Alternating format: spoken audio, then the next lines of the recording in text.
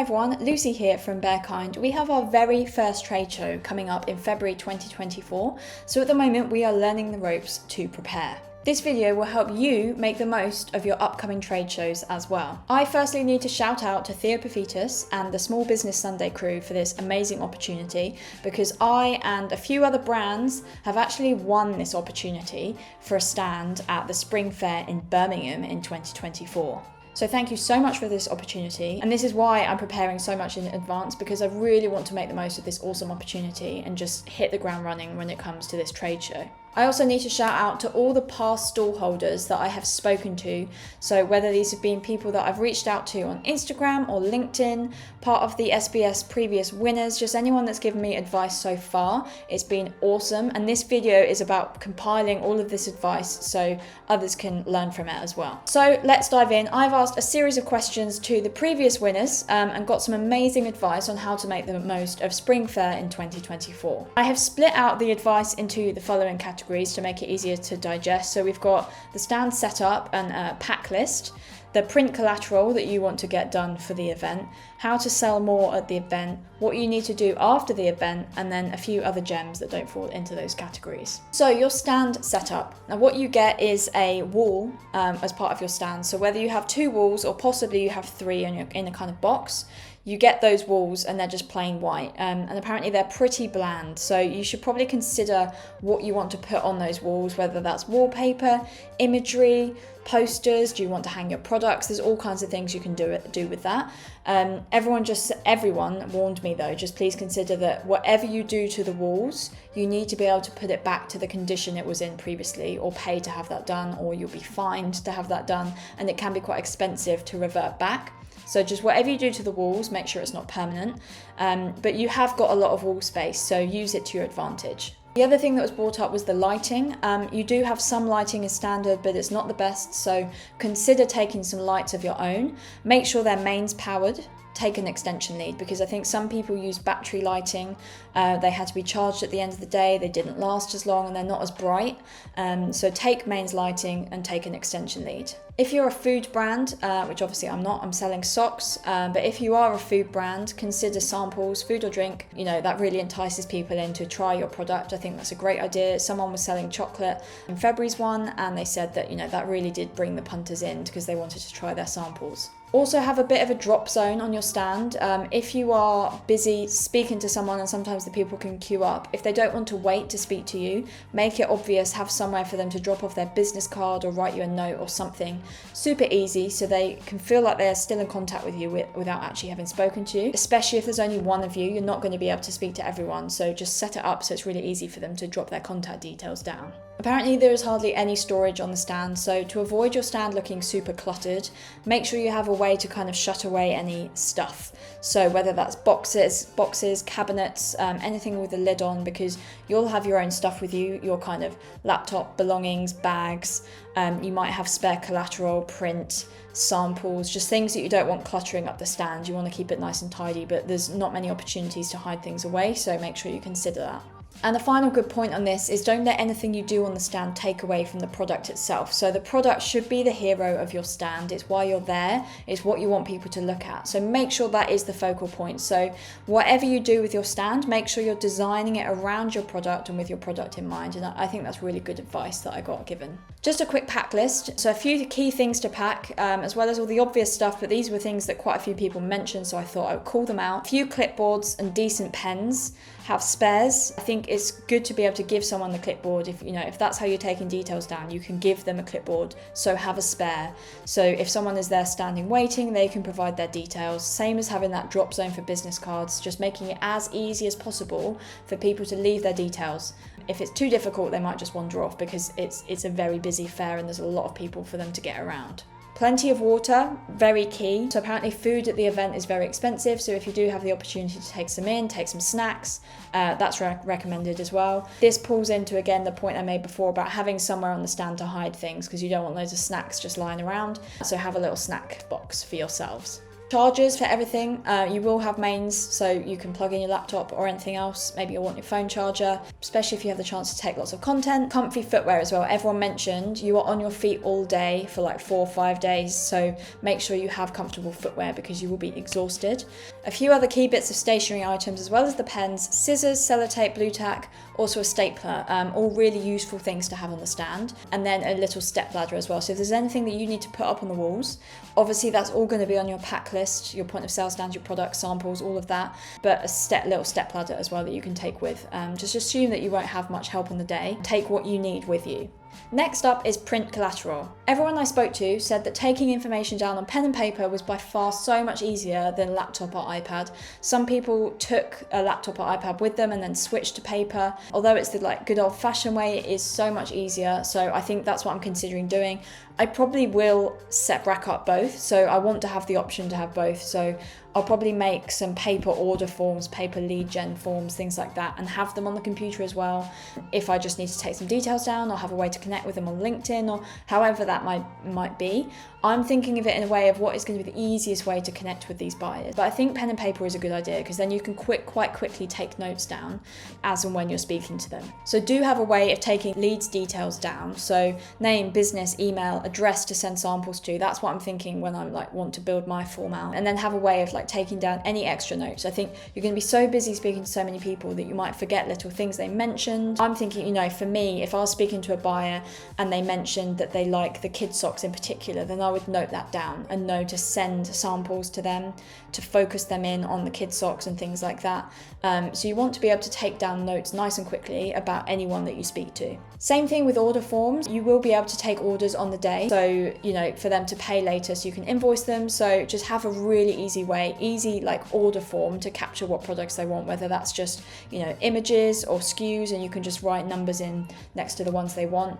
I have a lot of SKUs. We've got about 50 different designs across 6 different sizes. So I need this to be a really, really easy way to capture orders on the day. Catalogs. So we do have a trade catalog in print. This I will update ahead of the event. So I'm already planning ahead of my products that I'm going to design ahead of the event to show in the catalogue that they can then order for the next 24 months. So I'm thinking Christmas 2024 basically. I'm really planning ahead for this one, but buyers do plan ahead. So this is the catalogue we've got. So we've got a list of all of our SKUs.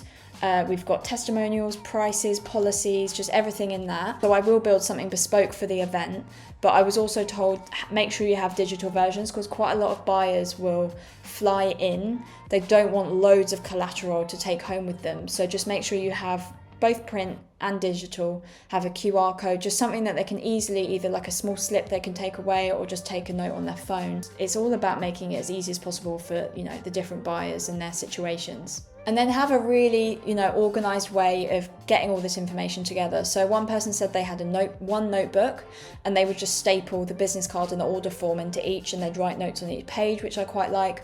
Or if you've got all your forms, maybe you just have a folder and you kind of clip it all in the folder, still have that stapler if you need to add anything to those, or those kind of poly plastic ones that you can slip in the paper. I'm just thinking just the most organised way, because once you finish that event, you're going to be knackered. You're going to want to go home and then you're going to want to go through all of these leads. So make it as easy as possible for you to kind of capture all the information you need on the day and don't lose it.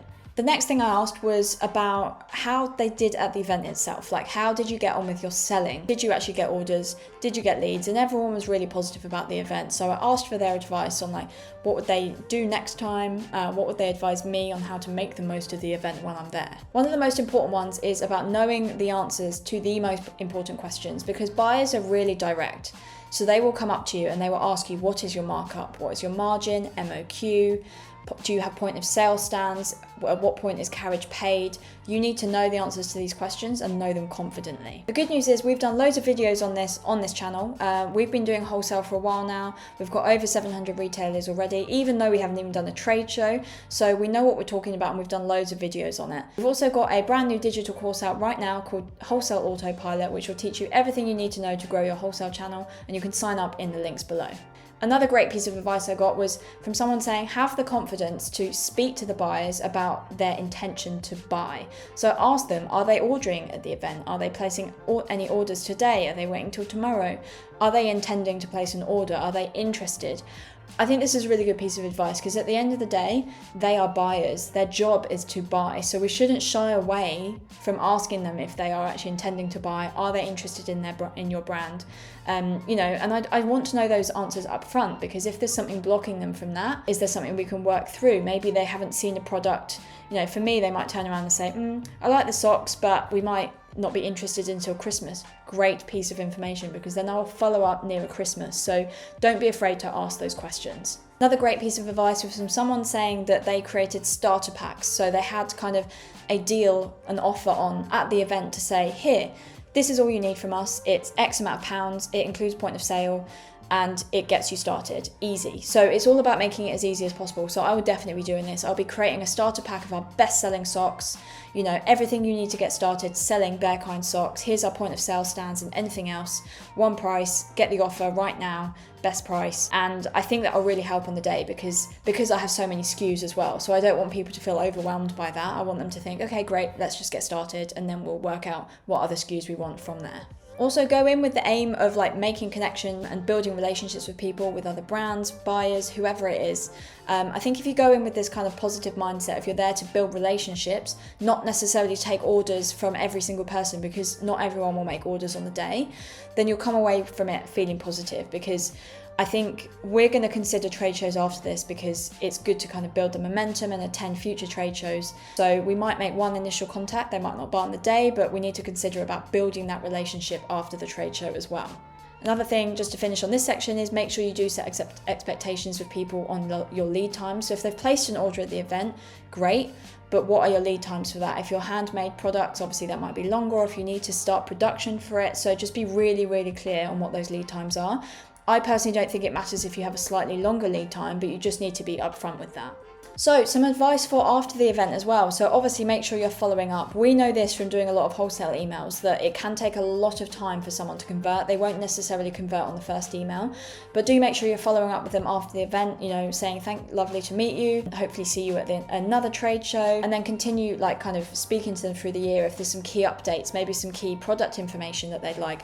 Again, I said before, if there's someone that's really interested in kid socks, you can tailor that content towards them. So make sure you've gathered as much information on these leads as possible. It will really help with your follow-up. And also, if you are intending to do future trade shows, I would at that point go to these buyers and say, hey, I'm attending Home and Gift in the summer. Would love to see you there. If you're not attending, please forward us on to your colleagues who are. It's all part of this that's kind of keeping you front of mind with them. Also, afterwards, if you do have any orders that you've taken, make sure you act fast.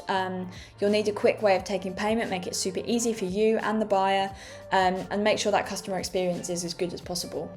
And finally, some other gems that I took from these conversations about preparing for my first ever trade show. They didn't really fit into the structure of above, but these tips are still really crucial. So one was book a hotel early. Everyone was saying it was kind of chaos by the time they got to the event. Some people have really bad experiences, so make sure you're getting in there. We've booked an Airbnb because it's a lot cheaper. The hotel prices are already really expensive, so just consider booking accommodation as early as you can, and also book as close to the venue as possible, because you're going to be knackered, so you don't want to go and have to drive somewhere. You don't want a really long walk, so book as close to the venue as possible. There are hotels in the NEC if you want something as close as that. Give yourself enough time to set up. We're going down on the Friday night, so we're ready to set up on the Saturday. If there's anything we're missing, we've got time to go and get it. Also, we used to live in Birmingham, so we're going to go and look round and have a nice dinner in the city before we have the event. But it is, there's long days, so we want to be there and ready for it.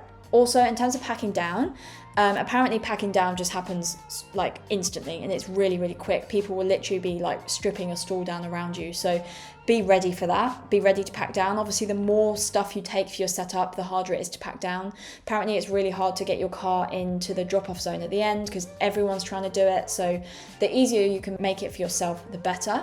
But I think that's just something to prepare for, that it will be quite a bit of an onslaught at the end to get ready and get out of the car park. In terms of how many people you take with you, everyone I spoke to said if you're just one person, it is really hard work. Obviously, it means you're the one that's doing all the talking. You don't have anyone to man your stand if you need the toilet or you need to go get some food or just to take a break. So me and Andy will be doing it together. So there's two of us, but everyone I spoke to said it would be better if there's at least two of you. 2 is probably enough. I think 3 might be a bit much. If you've not got a very big stand and there's 3 of you, it can get a bit crowded, especially with all the buyers coming in. But I'm personally very grateful that I'm going to have another person there, because apparently it's absolutely knackering doing these trade shows. So if you can take help with you, sounds like it's good advice to do so. Also, attend a trade show before the one you're going to. So we've already done this. We've attended Top Drawer, Scoop, Pure London, just around the corner, and we've signed up to go to Autumn Fair in September, October, whenever that is. We're going to go and get some kind of inspiration. So we've been to loads already, but if you haven't, I really advise you go. It's free to just sign up and go for a wander. It's amazing to get inspiration for your own stand, talk to other brands, get advice from them, find out about their experiences. I think it's a really good shout to do this. I'd really recommend it, because we've already learned so much. So although I'm going through this process of speaking to everyone about what we should do for our trade show, which is, invaluable, we've also been to trade shows before. So I've already got an idea in my head of what we would do, but now I just need to execute on it. So now we're in the process of preparing for February. Lots to be done between now and then on product print, point of sale stands, prepping for our stand overall. So yes, if you found this video useful, please subscribe, as I'll be sharing more info about our prep all the way on the run up to February and how the trade show goes. So subscribe, hang around, and there should be some really useful content coming your way. And I will see you in the next video.